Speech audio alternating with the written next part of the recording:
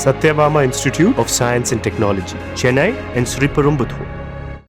எங்கேயாவது ரெண்டு மொழி கொள்கையை ஒழுங்காக நிறைவேற்றியிருந்தார்கள் என்றால், குறிப்பாக வட மாநிலங்களில், தமிழ்நாடை தவிர நான் பேசுறேன், யூபியிலேயோ பீகார்லேயோ இல்லை ராஜஸ்தான்லேயோ மத்திய பிரதேஷ்லேயோ அமல்படுத்தி இருந்தார்கள் என்றால் நம்மளுக்கு மூணாவது மொழி தேவையே இல்லை. ஏன்னா அவங்க மொழி அவங்க கற்றுப்பாங்க, அவங்களாம் ஆங்கிலம் கற்றுப்பாங்க.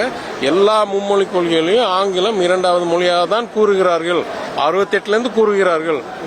இது அடிப்படை தவறுக்கு மூணு சான்று. ஒன்று, எந்த சட்டமைப்புப்படியோ இல்லை சட்டம் படியோ அவங்களுக்கு அந்த மாதிரி திணிக்கிறதுக்கு அவங்களுக்கு அதிகாரமோ உரிமையோ கிடையாது. இரண்டாவது, எங்கேயுமே அவங்க இரண்டு மொழி கொள்கை கூட அமல்படுத்த முடியாதவர்கள். முதலமைச்சர் தெளிவாக சொன்னார். எல்கேஜி யூகேஜி படிச்சுட்டு இருக்கவங்க முனைவர் படிக்கிறவங்ககிட்ட வந்து நீங்க எப்படி படிக்கணும்னு கற்றுக் கொடுக்குற மாதிரி இருக்கு. எங்கேயுமே அவங்க ரெண்டோ மூணோ அமல்படுத்த முடியாதவர்கள் சிறப்பாக ரெண்டு மொழி கொள்கையை இரட்டை மொழி கொள்கையை இங்கே அமல்படுத்தின பிறகு நீங்க மாறணும்னு சொன்னா இது என்ன? இது யாராவது அறிவு இருக்கிறவங்க பின்பற்றுவாங்களா?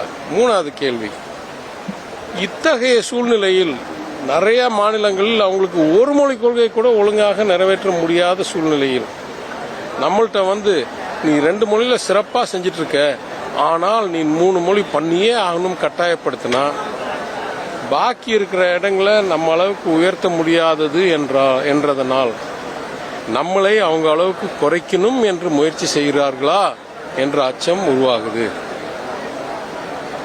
எங்கேயாவது நல்லா பண்ணிட்டு சொல்லுங்க, அவங்கள மாதிரி நல்லா பண்ணுங்கன்னு சிந்திக்கிற நபர்கள் நம்ம. எங்கேயுமே சரியா பண்ணாம, எங்கேயுமே சக்சஸ் ஆகாம, முழுசா ஃபெயிலியர் ஆன மாடலை கொண்டாந்து சக்சஸ் ஆன மாடலை எடுத்துட்டு நான் சொல்ற ஃபெயிலியர் ஆன மாடல் எடுன்னா என்னங்க அர்த்தம்? யாருக்காவது அறிவு இருக்கவங்க இதை ஏற்றுக்கொள்வார்களா? சுயமரியாதைலாம் ரெண்டாவது, அறிவு இருக்கவங்க யாராவது ஏற்றுக்கொள்வாங்களா? என்னங்க பேசுறாங்க? சரி, பிடிஆர் பையன் இதெல்லாம் படிக்கிறாரு. பிடிஆர் உடைய பையன் அமெரிக்கன் பையன் இருக்காரு. நான் பிடிஆருக்கு அண்ணன் பிடிஆர் அவருடைய பையன் எங்க படிக்கிறாரு? சொல்லணுமே அண்ணே.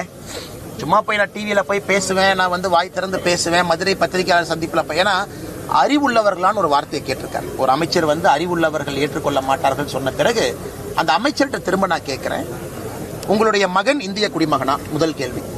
அமெரிக்க குடிமகனா? இரண்டாவது கேள்வி. இந்த ரெண்டு கேள்விக்கு பதில் சொல்லிட்டு உங்கள் மகன் எந்த பள்ளியில படிக்கிறான்?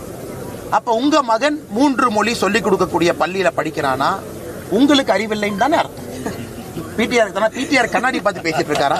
விமான நிலையத்தில் இறங்கணுன்னே ஒரு கண்ணாடி எடுத்து கண்ணாடி பார்த்து பத்திரிகை அமைச்சர் பசங்க எங்க படிக்கிறாங்க, அமைச்சர் பேரங்க எங்க படிக்கிறாங்க, எங்க 34 பேரோட பசங்க எங்க படிக்கிறாங்கன்றது முக்கியமில்லை.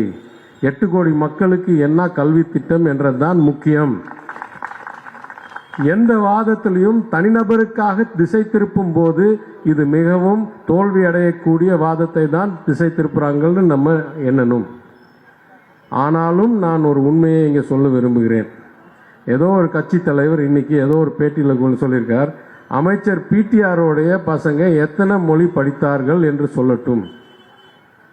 நான் தெளிவாக விளக்கம் இன்றைக்கு சொல்கிறேன். எனக்கு இருக்குது 2 புதல்வர்கள்.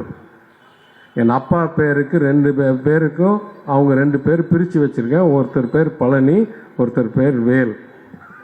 என் 2 பசங்களும் எல்கேஜிலேருந்து ஸ்கூல் முடிக்கிற வரைக்கும் இரட்டை மொழி கொள்கையில் தான் படித்தார்கள். யாருக்கெல்லாம் விளக்கம் தேவையோ எடுத்துக்கட்டும். Satyabama Institute of Science and Technology, Chennai and Sriperumbudur.